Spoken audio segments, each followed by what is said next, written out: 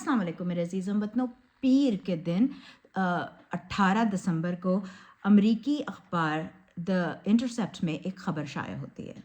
ये ख़बर Ryan Grimm और मुर्तज़ा हुसैन ने लिखी होती है, इस पर उन्होंने काम किया होता है। ये ख़बर एक समझे कंटिन्यूएशन थी या उसी सिलसिले की एक और कड़ी थी जो कि साइफ़र जो केस है खान साहब का, उसके बारे में 9 अगस्त 2023 को इसी अखबार में इन दो सहाफ़ियों ने छापी थी। 9 अगस्त को इन सहाफ़ियों ने यह ख़बर डाली थी कि इनके पास जो साइफ़र था, जो कि खान साहब ने जिसके बारे में वो कागज़ लहरा के मार्च में 2022 में बताया था कि मंसूबा बन रहा है, ये साजिश हो रही है उनकी हुकूमत के ख़िलाफ़, जिसमें वोट ऑफ नो कॉन्फिडेंस जो है वो पेश किया जाएगा, वो टेबल किया जाएगा, और किस तरह से वहाँ से अमेरिका से वहाँ के जो अंडर सेक्रेटरी ऑफ स्टेट हैं, उन्होंने उस वक्त के सफ़ीर को ये बताया है कि अगर तो खान साहब के ख़िलाफ़ ये वाला vote of no confidence successful हो जाता है तो फिर तो पाकिस्तान के साथ तमाम गुनाह माफ़ हो जाएंगे, और अगर नहीं होते हैं तो फिर पाकिस्तान की शामत है। और इस तरह से उनको प्रेशराइज़ किया गया था, और ये उन्होंने डिमार्श करने के लिए कि इतनी इस तरह की ब्लेटेंट हमारे मामलों में इंटरफेयर कर रही है अमेरिका, और ये बात ठीक नहीं है। तो उस वक्त ये मरासला हमारे फ़ॉरेन ऑफिस के पास आया था, हमारा जो हमारा बैन अल-अक़वामी ताल्लुक़ात के लिए जो सफारत खाने होते हैं, जो वो उनमें उसके लिए ये बात हुई थी। तो उस वक्त जो है वो रायन ग्रिम ने, मिर्ज़ा हुसैन ने कहा था कि उनका सोर्स इसके लिए जो है वो फ़ौज के अंदर से ही किसी ने उनको ये लीक किया था। आज जो खबर हुई है वो खबर यूँ है कि जब ये 9 तारीख को वाला 9 अगस्त को जो आया था, जो खबर आई थी, उस खबर को छपने से पहले एक प्रोटोकॉल होता है इंटरनेशनल बैन अल-अक़वामी सहाफ़त का, जिसके थ्रू उन्होंने जो पाकिस्तानी सफ़ारत का जो मिनिस्टर ऑफ फॉरेन अफेयर्स है, जो मोफा है, और सेक्रेटरी ऑफ स्टेट वगैरह का जो ऑफिस है फॉरेन अफेयर्स का, जो यहाँ अमेरिका में ऑफिस है, उन दोनों को कांटेक्ट किया था कमेंट्स के लिए। तो कमेंट तो क्या होना था, लेकिन 2 दिन बाद जो एक इंक्वायरी हुई थी, क्योंकि शदीद पैनिक हो गया था, सुना था कि मिनिस्टर ऑफ फॉरेन अफेयर्स में कि कहीं ऐसा तो नहीं है कि ये जो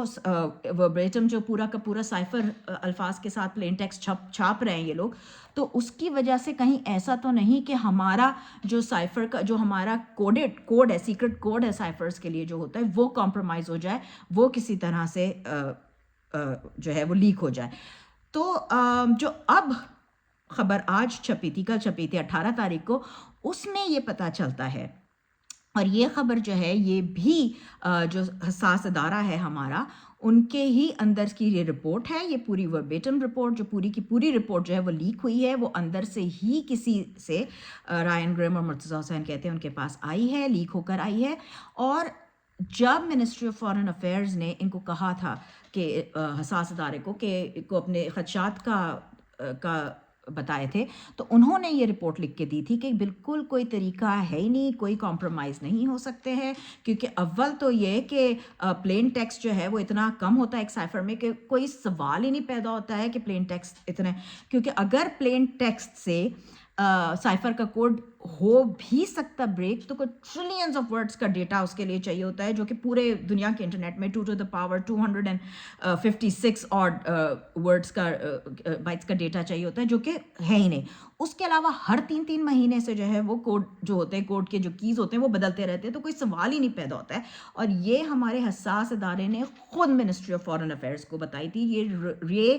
पूरी रिपोर्ट एज सच अंदर से इदारे से कहीं से जो है वो इंटरसेप्ट को लीक हुई, जो कि शाया हुई 18 तारीख को। तो बस मुझे आपको ये बताना था कि ये खबर है, और एक दफ़ा फिर ये पता चलता है कि साइफर का जो केस है वो कोई मुकदमा है ही नहीं, सिवाय पॉलिटिकली एक मोटिवेटेड केस के। एक दफ़ा फिर जो है, बल्कि ये बड़ी अजीब बात है कि मुझे तो ये लगता है कि जब इस्लामाबाद हाई कोर्ट ने साफ साफ कह दिया था कि ये जो है ये खुला ट्रायल होना चाहिए, ये कोई सीक्रेट ट्रायल नहीं है, इसमें मीडिया की भी प्रेजेंस होनी चाहिए, पब्लिक की भी होनी चाहिए, तो दोबारा प्रोसिक्यूशन ने कह के और जज अब्दुल हसनाद साहब के साथ, जुल्करनैन के साहब के साथ